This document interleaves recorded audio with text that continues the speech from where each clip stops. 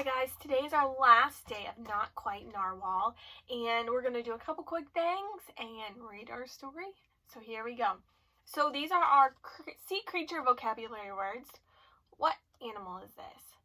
A crab, a narwhal, a clam, it's upside down, just a second, a clam, and an octopus. So what I'm going to do is I'm going to give you some clues about which sea creature animal I am thinking about, and you have to guess and figure out which sea creature that is. Are you ready? This sea creature lives in the ocean and it has 8 legs. Can you think, what is it? The octopus. Good job. All right, next one. Are you ready? This one lives in the water. They all do, but it's our main character in the story is this animal. Do you know what it is? A narwhal. Good job. All right, next one. This animal lives in a shell. A clam. Last one. This animal has pinchers. Crab. Good job. That was awesome. Okay, so what we're going to do before we read our story is our poem. So we are going to read our poem with the alliteration. Remember, a lot of the words in the poem start with k, k, k, the k sound. So here we go. Our poem is called Kelp. Kelp is a kid, not a koi. Kelp the kid was born in a clam. Quiet boy, Kelp looked at the cliff and saw a creature. The creature looked like Kelp the kid for sure. Who was this creature? Kelp the kid should ask his teacher. So we heard a lot of the k sounds. So there's a lot of alliterations in this poem. What we're going to do right now is we are going to come up with our own alliteration using these cards that show us words that start with a k sound. So kid, cliff, koi. So are you ready? I'm going to come up with a sentence. The kid has a koi at the cliff. So you ready? The kid had a koi at the cliff. So using these 3 words, can you come up with your own sentence? Koi, kid, and cliff. Koi, kid, cliff. All right, now what we are going to go ahead and do is we're going to read our story. And our story, remember, is called Not Quite Narwhal, and the author or the person who writes the word is Jessie, Sima. Okay, I have been talking about these a little bit as we read the story. So on this page, Kelp is getting caught in the current. But you see this right here, this is his speech bubble. So when you're reading a story and you see these speech bubbles, you know who is talking. So right here, he's talking and he says, I wish I was a better swimmer. So you know it's here that he said it, not this kelp right here. Now let's see. Let's find another speech bubble. Here we go. So here are some speech bubbles on this page. So this unicorn said, we call them horns. So you know he's talking. And then Kelp says, wow, and you know Kelp's talking. So anytime you see a speech bubble, it shows you who is speaking. All right, last one we're going to look at. This unicorn right here has a speech bubble. It's going to his mouth, and it says, come back soon. So we're going to go ahead and read this. And when we're reading it, look for those speech bubbles. All right, here we go. Kelp was born in the ocean. He knew early on that he was different from the other narwhals. His tusk wasn't as long as everyone else's. He had different taste in food, and he wasn't a very good swimmer. But his friends didn't seem to mind, so Kelp decided he wouldn't either. That is, until he was swept away by the strong current. And it says, I wish I were a better swimmer. Again, there's the speech bubble. Kelp found himself at the surface, closer to land than he'd ever been before. High up on a cliff, spotted a mysterious, sparkling creature. It looked so familiar. It looked like Kelp. Kelp swam towards the land as fast as he could, which wasn't very fast at all, hoping that he could catch up with the creature that looked just like him. When he finally reached the shore, Kelp felt a bit anxious. He had never left the ocean.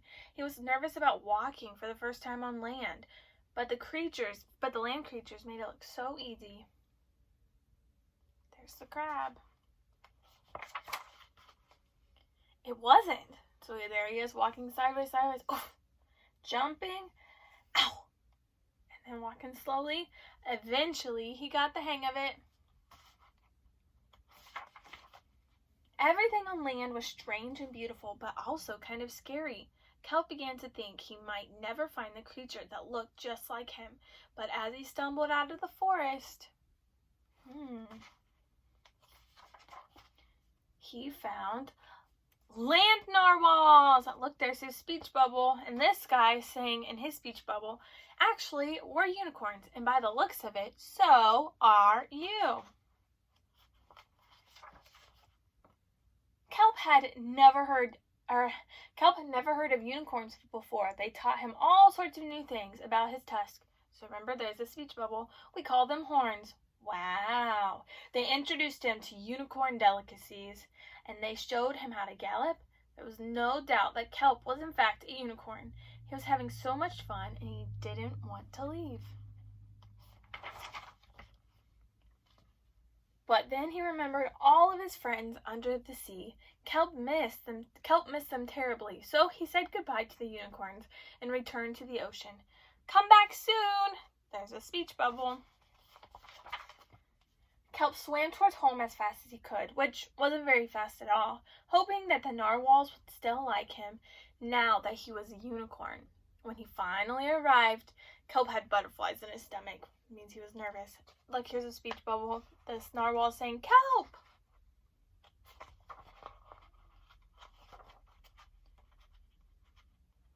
This page doesn't want to open. Oh, I see a lot of speech bubbles on this page. Kelp took a deep breath and told his friends the news. It turns out I'm not a narwhal. There's his speech bubble. Of course you aren't. There's another speech bubble. I'm a unicorn. We all knew that. They all took it quite well. Kelp was happy to be home, but now that he had experienced life on land with the unicorns, he couldn't seem to forget them. But did he want to be a land narwhal with unicorns or a sea unicorn with the narwhals? Kelp couldn't decide, but then he realized that maybe, just maybe, he didn't have to choose. So there they all are at the beach. The end. So now I have a question for you. We're going to go back real quick and look at the story, a couple of the pictures. And the pictures in the book are just as important as the words. The words tell the story, but the pictures also tell the story. Just like when we write journals, we make our words and our pictures match. In the story, our words and our pictures match. So, let's see.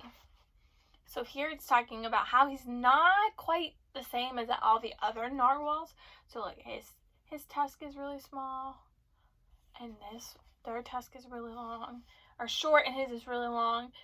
He says he doesn't like squid, but he says he does. And then he's using floaties because he's not a good swimmer. Because unicorns don't actually live underwater. And here we see the tall cliff and the mysterious creature up top. So it shows us what's happening in the story. Here it's showing us how he practiced walking like the land animals. The crab, the frog, the turtle. Here it shows us the beautiful land that the unicorns live in and what they do.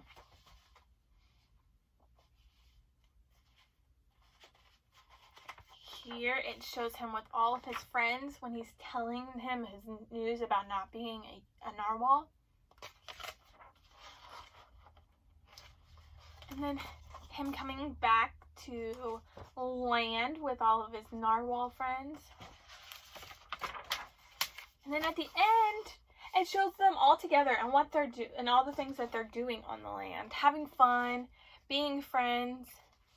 So, in a story, the pictures are just as important as the words because it helps paint the picture of what's happening in the story.